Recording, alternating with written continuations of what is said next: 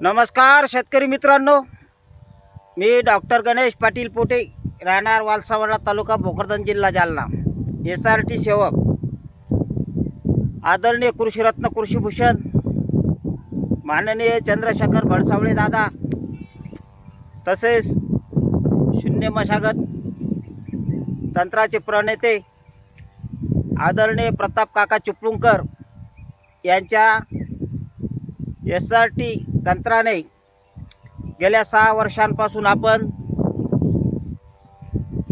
पिके घेत आहोत। आता या ठिकाणी आपण बघू शकता, आपला हा सोयाबीन आणि तुरीचा प्लॉट आहे आणि आपल्या या सोयाबीन आणि तुरीमध्ये बघू शकता किती प्रचंड तण या ठिकाणी झालेला आहे। या तणांनी पूर्ण आपली सोयाबीन आणि तूर हे पूर्ण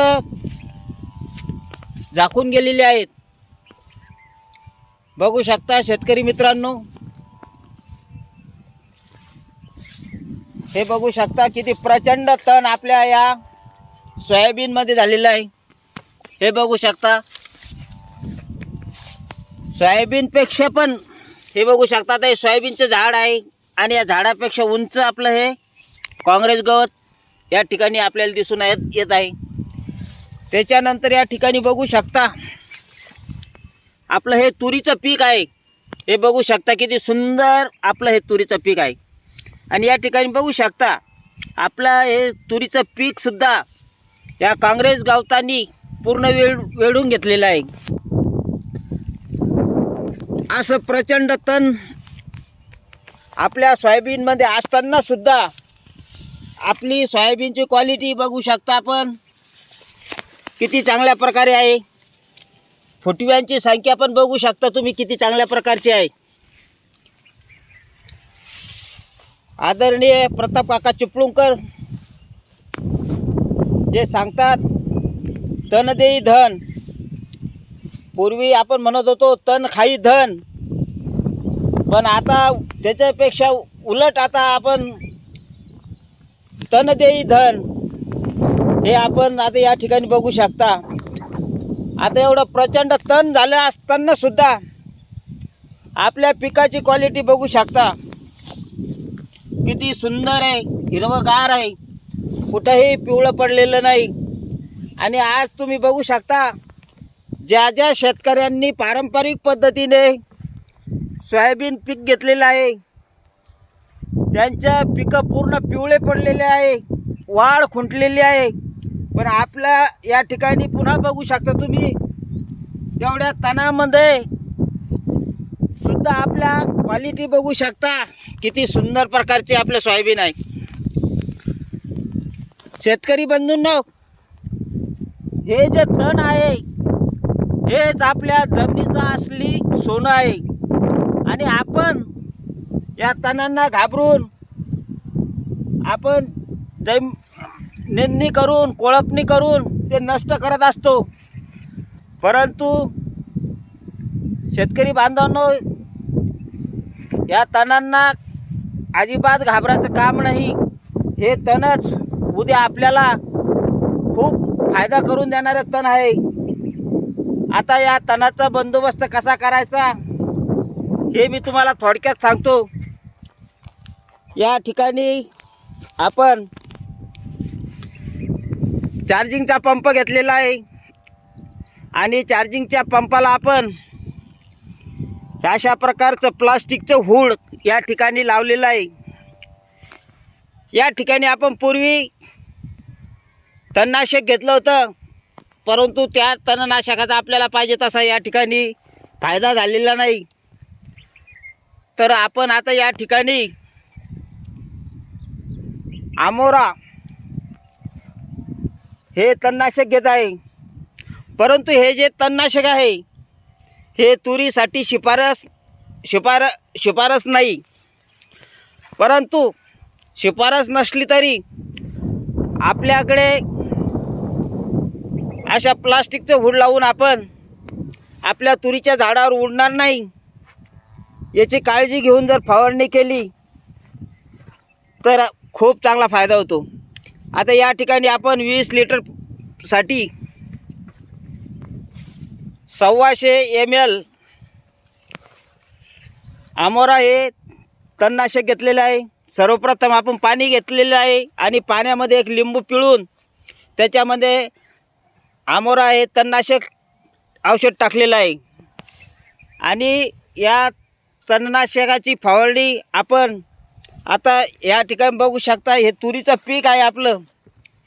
तर पंपाची जे आपण स्पीड ठेवतो ती एकदम 0वर ठेवतो. त्याच्यामुळं आपल्या या मुख्य पिकावर तुरीवर हे औषध उडणार नाही याची काळजी घेतो. आणि अशा पद्धतीने हळूवारपणे अशा पद्धतीने आपण फवारणी घेतो की जेणेकरून आपलं जे तुरीचं पीक आहे मेन, या तुरीच्या तासावर आपलं हे तणनाशक उडणार नाही याची आपण पुरेपूर काळजी घेत असतो. आणि फवारणी करताना जोराची हवा असेल तर फवारणी घेऊ नये. याच्यानंतर दुसरा उपाय पण आपण या ठिकाणी करू शकतो. ज्या शेतकऱ्यांकडे ब्रश कटर आहे अशा शेतकऱ्यांनी ब्रश कटरच्या साहाय्याने सुद्धा आपण, आता समजा हे आपलं ब्रश कटर आहे तर ब्रश कटरच्या साहाय्याने आपण हे जे तासातलं जे आपलं तण आहे तर या तणाला अशा पद्धतीने हळूवार पद्धतीने आपण कट करून हे जे तण आहे आपलं हे जागेवरच आपण या ठिकाणी अशा प्रकारचं आच्छादन करू शकतो. त्याच्यानंतर आपण या सोयाबीन आणि तुरीमध्ये आपल्याकडं जर औषधं उपलब्ध नसले समजा तर आपण या ठिकाणी Roundup 100 ml, Sweep Power 100 ml हे घेऊन सुद्धा आपण आपल्या फक्त सोयाबीन आणि तुरीच्या पिकावर उडणार नाही अशा पद्धतीने हळूवारपणे फवारणी घेतली तर आपल्या पिकातील संपूर्ण तण हे नष्ट होऊन जातात. अशा हळूवारपणे पद्धतशीरपणे या तणनाशकांची आपल्याला फवारणी घ्यावी लागते. परंतु कोणतेही तणनाशक मारताना अशा प्रकारचं प्लास्टिकचं हूड लावणं अत्यंत गरजेचं आहे. बरेचसे शेतकरी हे हूड न लावता फवारणी करतात. त्याच्यामुळं हवेचा जोर असतो आणि आपण ज्यावेळेस फवारणी करतो ते फवारणीचे कण हे आपल्या मुख्य पिकावर जातात आणि त्याच्यामुळं आपलं पीक हे पिवळं पडण्याची शक्यता असते. परंतु काळजीनं जर केलं, फवारणी घेतली तर आपल्याला कुठल्याही प्रकारचं चिंता राहत नाही. आपले हे बिना नांगरणीचं, बिना कोळपणीचं, बिना निंदीचं हे पीक गेल्या 6 वर्षापासून आपण अशा पद्धतीने घेत आहोत. बरेचसे शेतकरी म्हणतात तुमच्या बापाने अशी शेती केली होती का? तुम्ही दारू पिता का, गांजा पिता का? एवढाले तण जर तुमच्या शेतामध्ये होतात तर तुम्ही काय झोपा काढता का? अशा विविध प्रकारचे आपल्याला टोमणे बरेच शेतकरी मारत असतात.